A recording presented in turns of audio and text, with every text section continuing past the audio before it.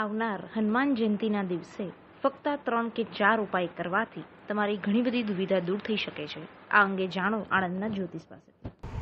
નમસ્કાર, હું ડૉક્ટર હેતલ પ્રજાપતિ. હનુમાન જયંતીમાં આપણે કયા કયા ઉપાયો કરીશું જેનાથી આપણા જીવનમાં અબન્ડન્સ આવે.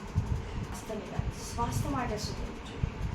સ્વાસ્થ્ય માટે તમારે દાદાના સંજીવની વાળો ફોટો લાવવો જોઈએ, જેમાં દાદા સંજીવની રામ ભગવાન માટે લઈને આવ્યા હતા. એનો એવો ફોટો તમારે લાવી અને એને હનુમાન જયંતીના દિવસે ઘરમાં લાવી અને 11 હનુમાન ચાલીસા કરવી જોઈએ. અને તાંબાના લોટામાં પાણી મૂકીને પાણી પીવાથી જટિલથી જટિલ રોગ હોય તો એ રોગ દૂર થશે. અને એ જે હનુમાન ચાલીસા છે ડેલી 40 દિવસ સુધી જો તમે કરો અને એ તાંબાના લોટાનું પાણી પીઓ તો જટિલ રોગોમાંથી પણ તમને મુક્તિ દાદા આપે છે.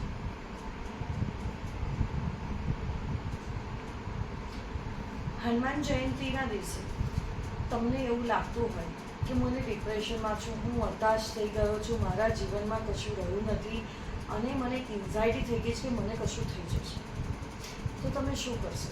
તમે તમારા ઘરમાં પંચમુખી હનુમાનજીનો ફોટો લાવી શકો છો, પિત્તળની મૂર્તિ લાવી શકો છો અને એ દક્ષિણ દિશામાં તમે દાદાને એ ફોટાને લગાવશો અને એનું ડેલી દક્ષિણ દિશામાં લગાવેલા એ ફોટાની સામે હનુમાન ચાલીસા કરશો.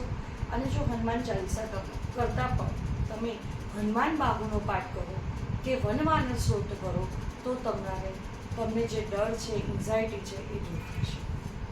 ઘણાને કોર્ટ કેસ છે અને લીગલી પ્રોસેસો ચાલે છે, કાં તો ઇન્કમ ટેક્સના પ્રોબ્લેમ છે, તો એ બધા પ્રોબ્લેમના સોલ્વ કરવા માટે હનુમાન જયંતીના દિવસે હનુમાનજી ઉડતા જેમના હાથમાં ધજા છે એવો ફોટો પોતાના ઘરમાં પશ્ચિમ દિશામાં લગાવે, સંકટ પરે સુખે પર વિરાટ એ જે દોરો છે એનો પાઠ ડેલી 11 વાર કરે તો એમને કોર્ટ લીગલી પ્રોસેસ કે ઇન્કમ ટેક્સના પ્રોબ્લેમથી એ બહાર આવી શકે છે. હનુમાન દાદા એ દેવ જાગતા દેવ છે કે જેમની આરાધના કરવાથી અને એમની જોડે જોડાવાથી, જે રીતે તમે હનુમાન ચાલીસા કરો છો જેથી દાદા જોડે જોડાઓ છો. બીજું તમે બજરંગ બાણ કરો છો. બજરંગ બાણ એ કેરિયર માટે છે, તમારા કેરિયરને આગળ લાવવા માટે છે, પણ દાદાના સન્મુખ કરો છો તમને એ ફાયદો થાય છે. અને જ્યારે હનુમાન બાહુનો પાઠ છે જે તમારા સ્વાસ્થ્ય માટે છે.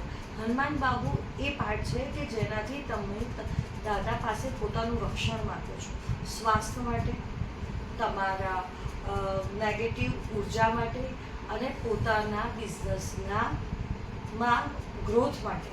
તો હનુમાન બાહુનો પાઠ કરવામાં આવે છે.